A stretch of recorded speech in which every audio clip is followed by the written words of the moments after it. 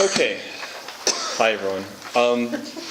If you'll remember from last week's discussion, we talked about a number of the factors that go into our considerations of the TIF and the CID bonds. And one of them was the impact that whatever combination of bonds would have on the city's debt capacity.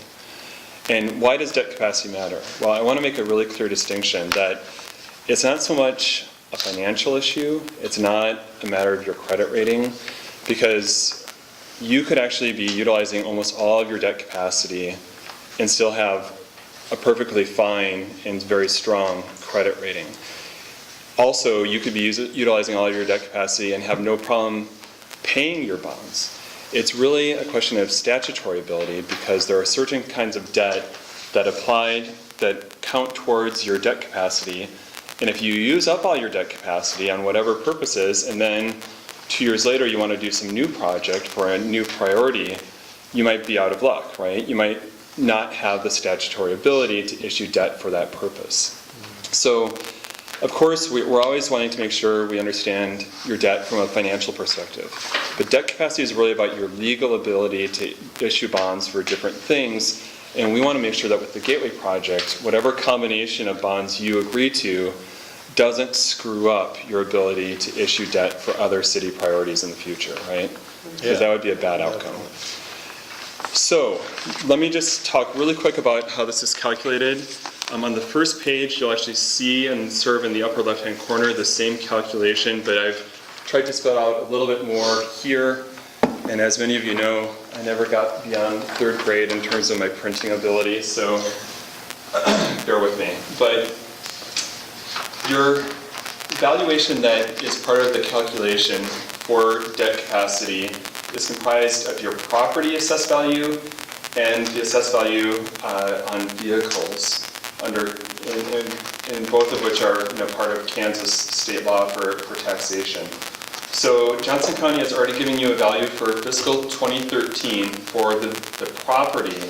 And this is assessed value, not appraised value, right? Appraised value is the market value when the appraiser goes out, and then it gets translated to assessed value with the class rates.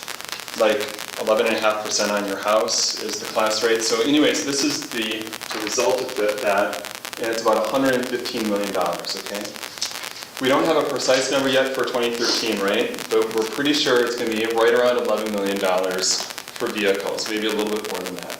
So when you add this together, it's about $125.5 million is your total assessed valuation for 2013, or the TAV. So under Kansas law, they say your statutory limit is 30% of that. Now, why 30%? I have no idea. It's just something that state legislatures like to do is they hit the dartboard. They chose 30% here. So 30% of 125.5 million is 37, let's say $37.7 million is your statutory debt limit, okay? Disregard the stuff in black for a moment. So what we tried to do on this first page, page 1 of this handout, is show you the city's existing debt. And it's this one, right, Bruce? Right. Page 1 at the bottom right. Yep, page 1, bottom right. So let me give you a couple other numbers, because I think this will be helpful. So I told you that your statutory debt limit is 37.7. Now, here's what you actually have for total debt. Where'd that eraser go? Here. Okay. So I think you heard this number at last month's meeting, or last week's meeting. After this September 1st, coming up in less than a week, you'll have total GO debt outstanding of basically 35, just over, well, I'll give you the exact number, 35,065,000. Now, if you just saw that in abstract, you might say, oh my gosh, we're really close to our debt capacity, right? Debt capacity is 37.7, we're at 35, but that's not the case. Because of that 35 million, 35.2 million is stormwater debt, and it's not subject to the debt limit. Okay, so that's where this distinction between legal authority and financial authority is huge, because the state law says that 25 million doesn't apply to debt limit. So all that you have left, really, that is subject to your debt limit is $9,865,000, okay? So let me go to the first page, because I think this will make more sense now. So if you look in that column that's titled 2013, you'll see this line that says debt applicable to the limit on January 1st. And there you got the $9,865,000, right? Okay? Then in 2013, if you follow that column down, you are going to pay all of that debt service, or actually all of that principal in addition to interest, almost $1.4 million in the year 2013, okay? So you started the year with $9.9 million, you're going to end the year with $8.5 million, subject to the debt limit. And at that point, you'll be using about 23% of your legal debt limit. You can see that you pay off then, assuming, and we don't assume any increase in your property value, so we're assuming no increase in the legal debt limit. This is very conservative, we're just holding it flat at what it is for 2013, assuming no growth in the city. Can you just clarify, Bruce, the refunding portion in that list? Yes, part of the 2009 bonds is subject to the debt limit, and some was for stormwater. So the stormwater part isn't part of this table here because it's not subject to the debt limit. Great question.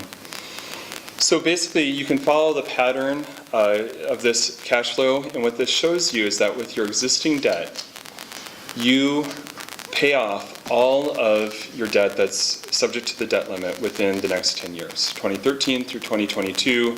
And you can see the amount of the debt capacity that you use goes down from 23% down to 0% over that 10-year time frame. And again, that's assuming no change in your legal debt limit. We're assuming it stays at $37.7 million for the entire 10 years, okay? Any questions about that first page? Okay. Yes. Yeah.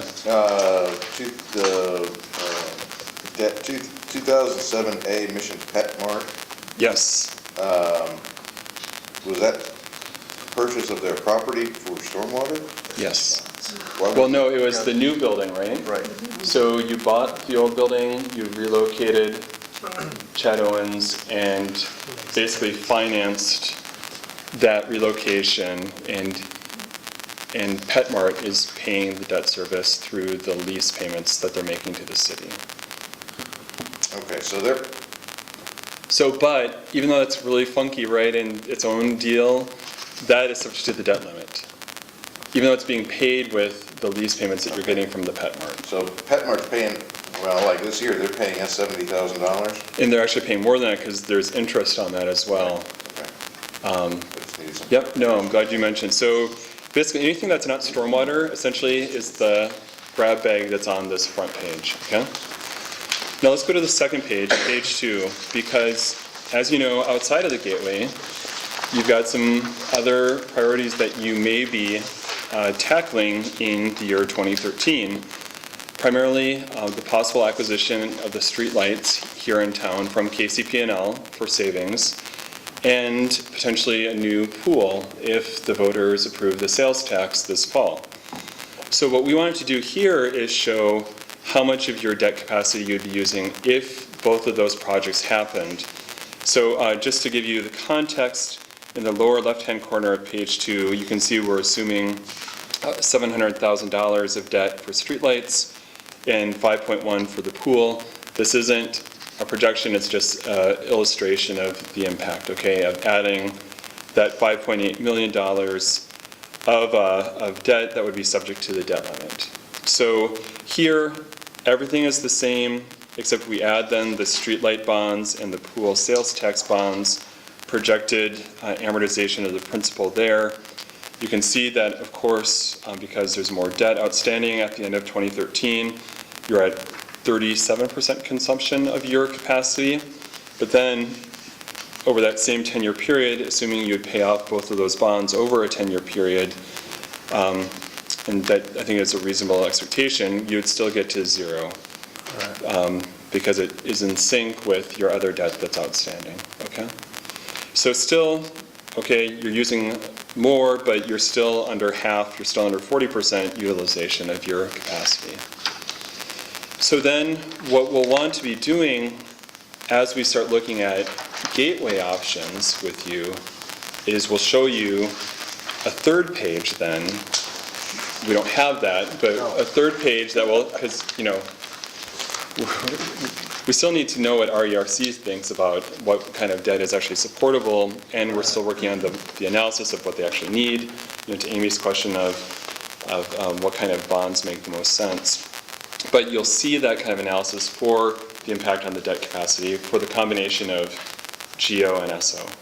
Now what I would say, and this relates to on the bottom here, is that most GEO bonds utilize capacity, right? They consume capacity. The debt capacity. The debt capacity, right.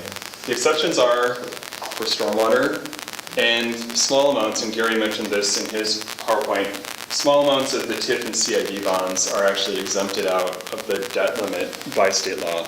We'll cover that, it's technical detail, but you know, there is some stormwater that still needs to be done on the Gateway site, that the Gateway developers have said, you know, we need to do this to build what they're proposing to build. To the extent that that gets issued with GEO bonds, those costs get funded with GEO bonds, that wouldn't apply to the debt limit. I'm not saying that it will, but you may see that as part of the discussion, okay?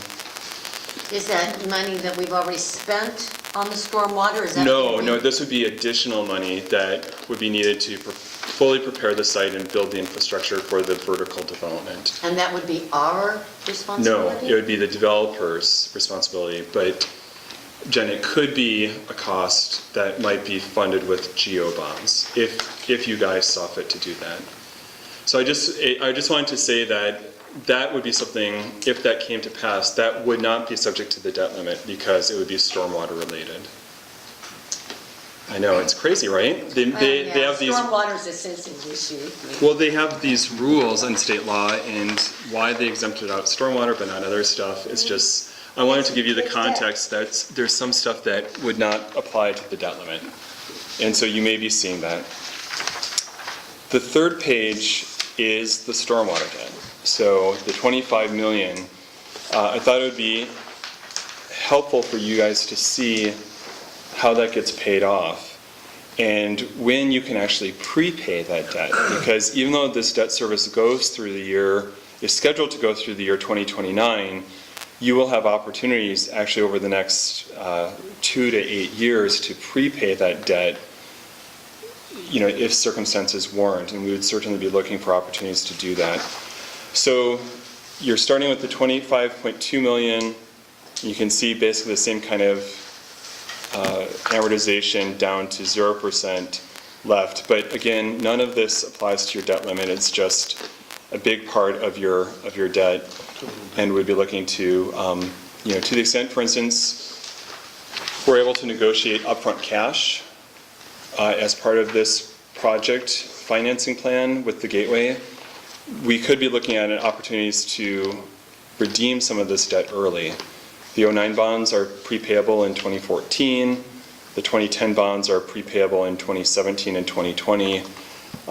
Again, I'm probably getting into too much detail, but it's one of the considerations that we're looking at is, okay, if you are able to get upfront money, we of course want to put that in your general fund balance, but we also want to see what is the best long-term use of that money, and we would probably be looking at prepaying some of this debt and just, you know, getting it off the city's books. And Will likes that idea, yeah. Yeah, Yep, absolutely. And that's that's what it was spent for. It was spent for stormwater. Absolutely, and when we were supposed to use looking at star bonds, back in the day when we had a star bond eligible project with the aquarium and all that stuff, that state sales tax that would have been captured was going to generate so much that we were actually envisioning back then the idea that you could pay off almost all of this stormwater debt up front with the star bonds. Was that one of the circumstances where you guys look at and see your projections and the reality were so different? Right. You got that it. you're looking at something totally different than you were envisioning in 2005. Exactly. And that is something that you have to keep in mind when you do this too. I mean, we're looking at something, but you can look at where you thought you'd be from 2005 to today, and then where we are today. Yep. And it is a little disconcerting. Well, a lot has changed in the world. You're right. Yeah, I it is. would But, say that is something that you do have to plan. absolutely. Now, Gary made an excellent point. We can mitigate lots and lots of risk, but you can't eliminate risk. That said, I think in some ways this is the best time to be issuing debt because number one, interest rates are so low, which reduces risk. But also we have the benefit of learning all the lessons from what happened with the crash, right? And trying to avoid those mistakes. So I think, that will be part of our equation here is trying to say, okay, how much can we pay off upfront? How much will we be able to help pay off with other gateway revenues? Because basically, you'll have money along the way also to help pay some of this debt service from the extra TIF and CID that's not going towards the bonds. And this is to Mike's point of simplifying. But we'll be showing you better projections basically that will show, okay, given what you've negotiated, what the city is contemplating agreeing to, this is how much we would be able to prepay off right away, and this is how much extra help you'll get in paying off the rest of the debt, using gateway revenues. So when you create that new page 3, Yes, that has all those assumptions, you'll be able to update this page as well. absolutely. And you'll be going like low, moderate, high projections on it? Is that Yeah. according to? Yep, absolutely. So I think that was the main things we wanted to cover is explaining what was subject to the debt limit and what's not, how the debt limit is calculated, and basically how the Gateway project if there are GO bonds, would potentially impact the debt capacity. I should point out, I think this was said, but special obligation bonds don't apply to your debt capacity.